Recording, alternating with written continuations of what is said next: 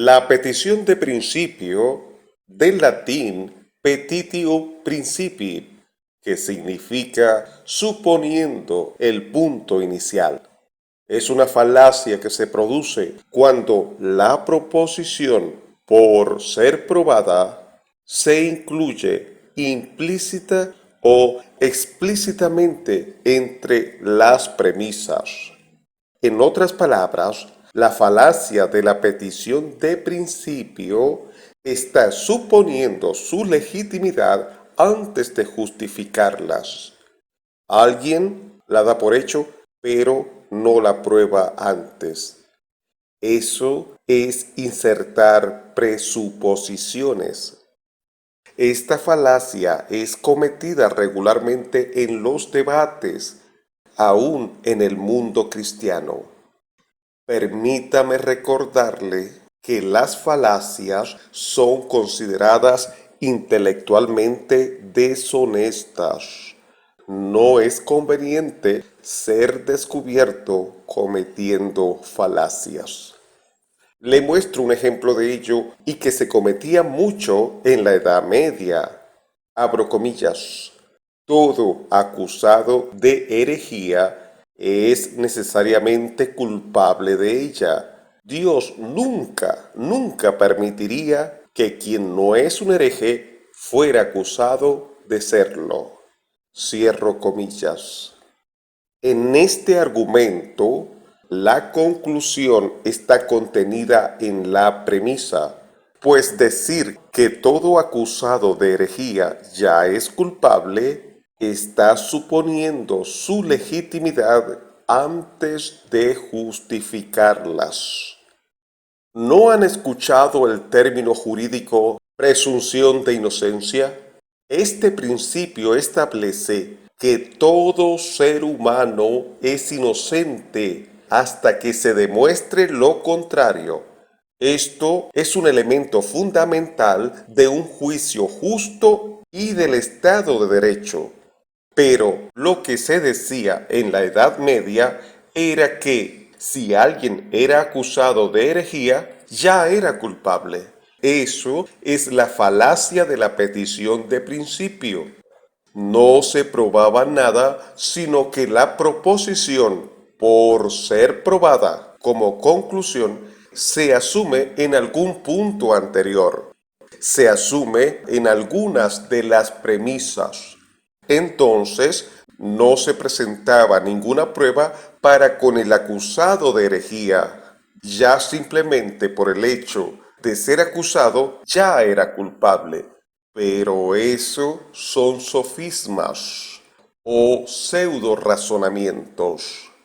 Lo sensato era que expusieran las pruebas, las evidencias que demostraran que era realmente un hereje.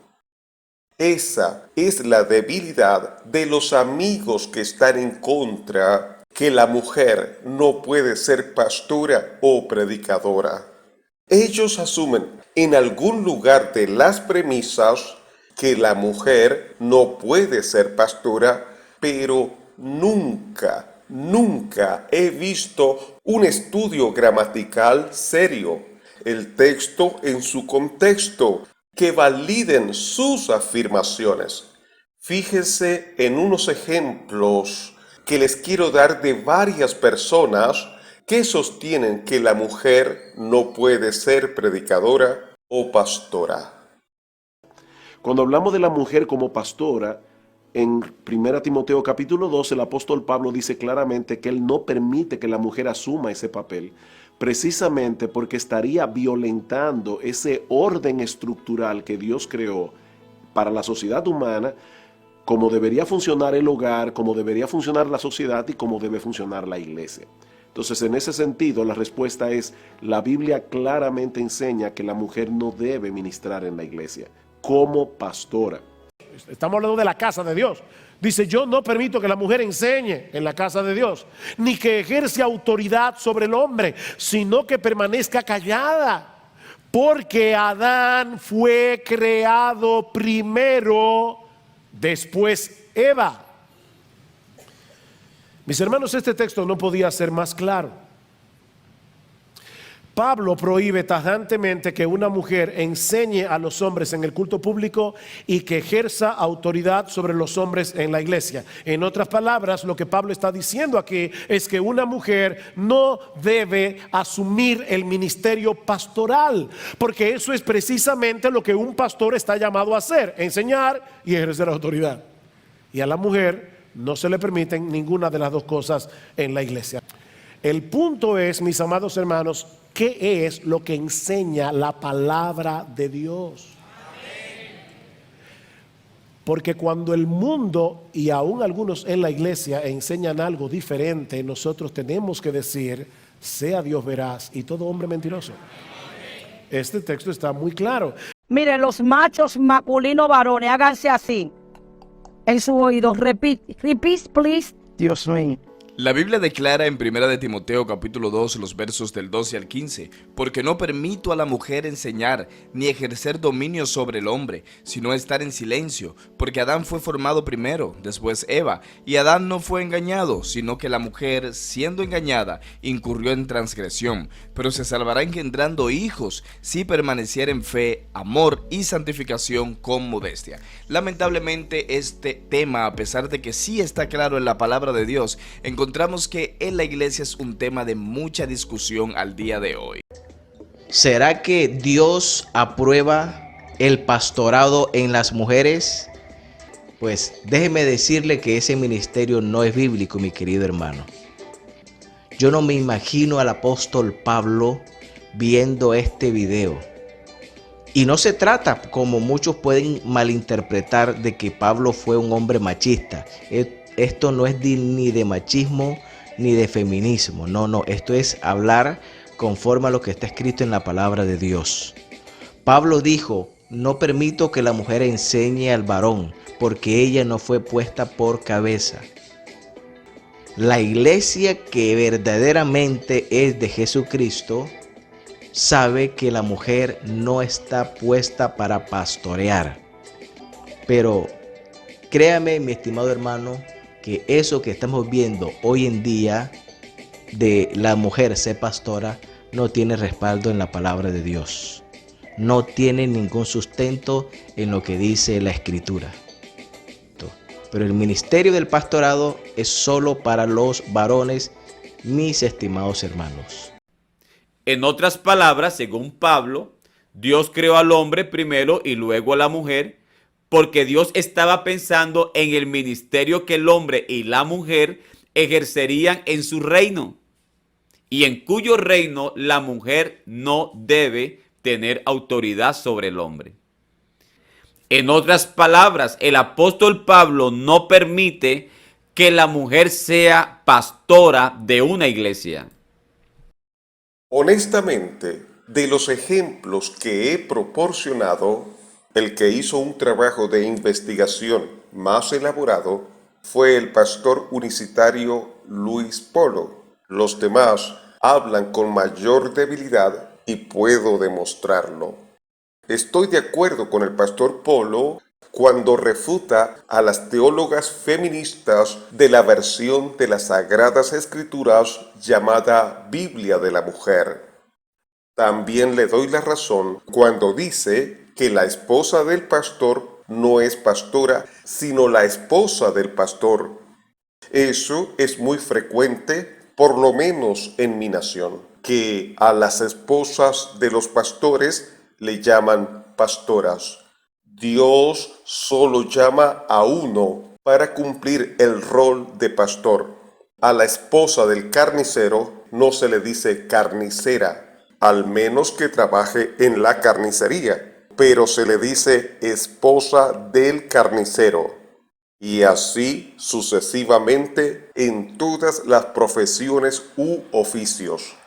Moisés tenía esposa y no vemos que Séfora tuviera su mismo ministerio, pero creo que se le llama pastor o en su defecto pastora a aquella persona que fue llamada al ministerio. Si el caso es una mujer, el esposo no es el pastor, sino se le llama esposo de la pastora. Pero el pastor Polo cometió unas contradicciones que caen en lo absurdo. Ojalá pueda tener tiempo en el futuro para demostrar lo que afirmo sobre sus contradicciones.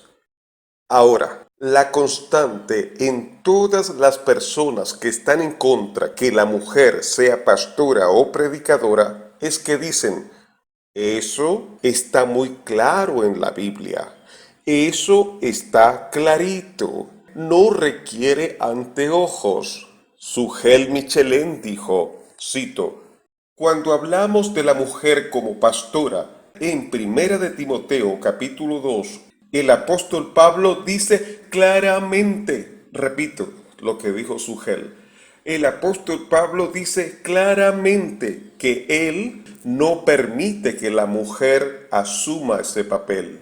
Luego dijo, la Biblia claramente enseña que no debe ministrar en la iglesia como pastora. Luego dijo, mis hermanos, este texto no podía ser más claro. Y vuelve a decir, este texto está muy claro. Fin de la cita.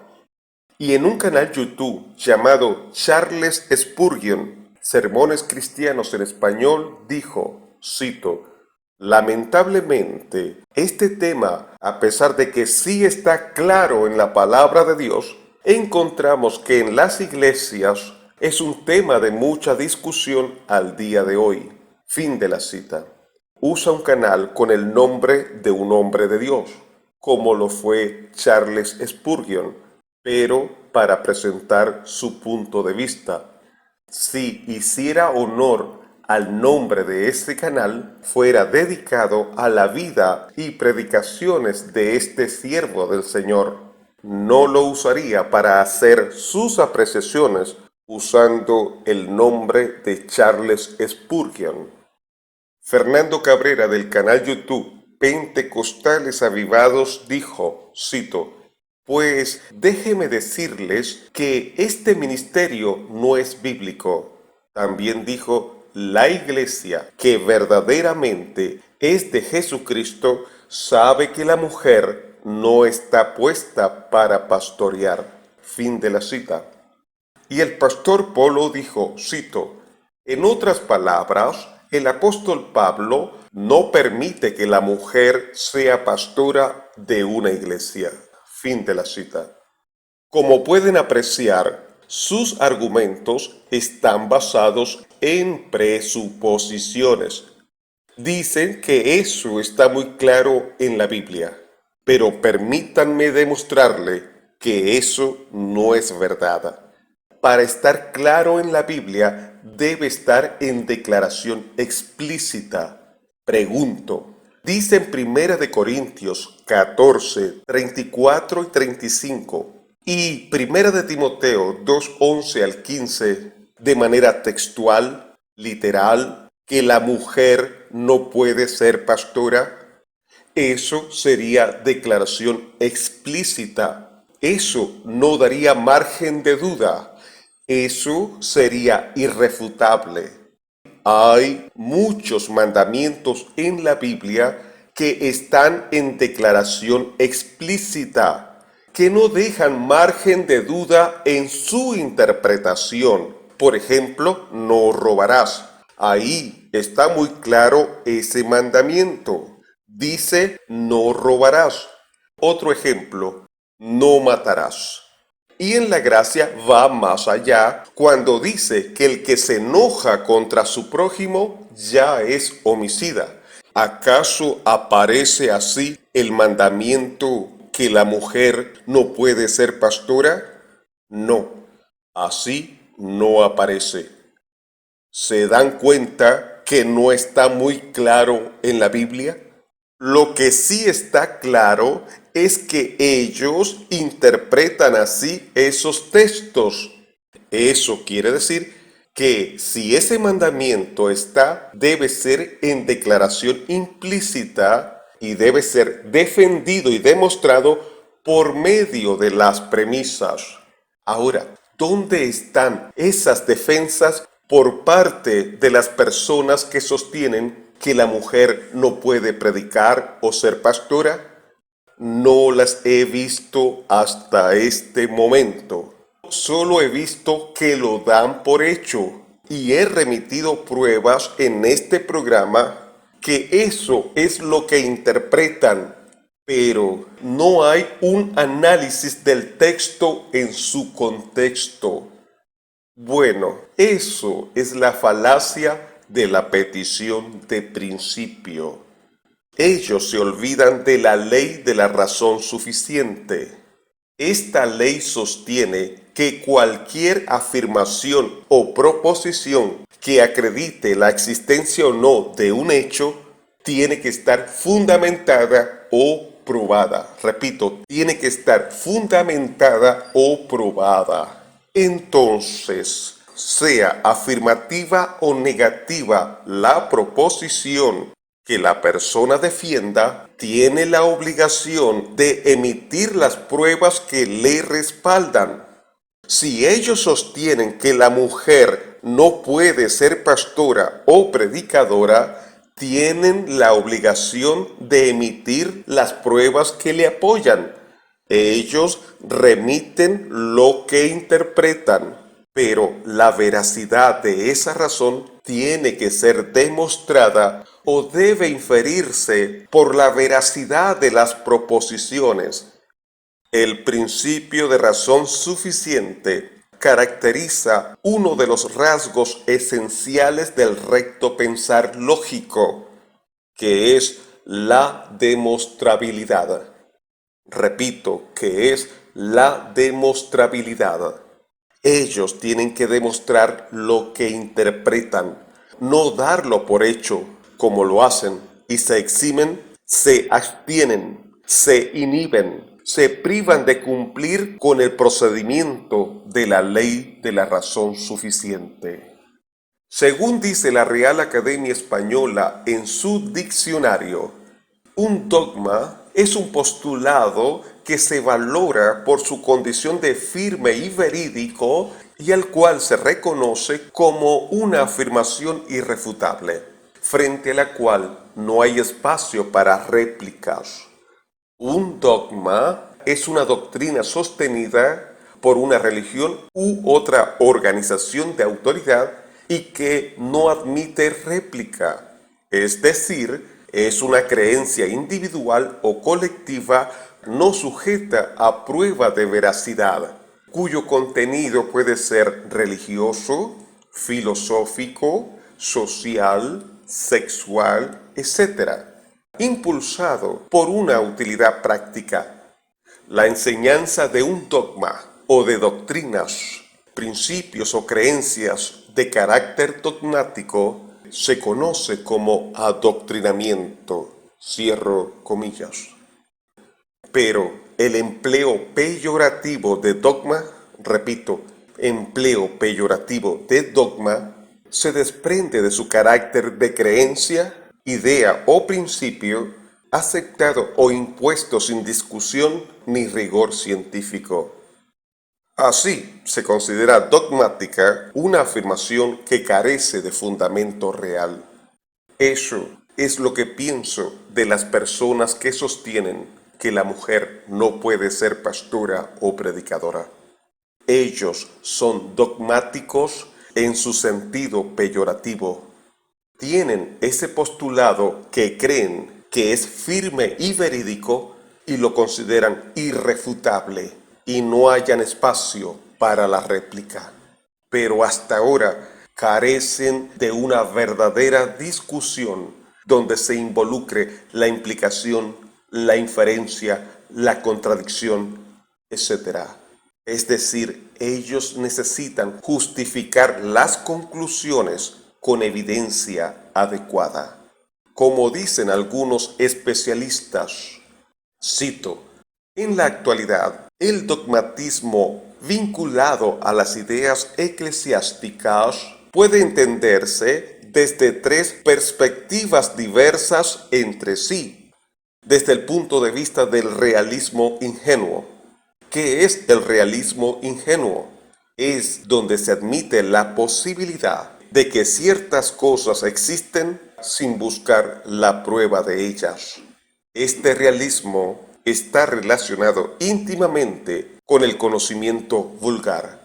Desde la perspectiva de la confianza doctrinaria, se acepta la existencia de una verdad sin buscar pruebas de la misma, pues se confía en la verdad absoluta de la doctrina, y desde la ausencia de reflexión crítica, donde se acepta la autoridad de una determinada doctrina y con ello todo lo que en ella se proponga como absoluto.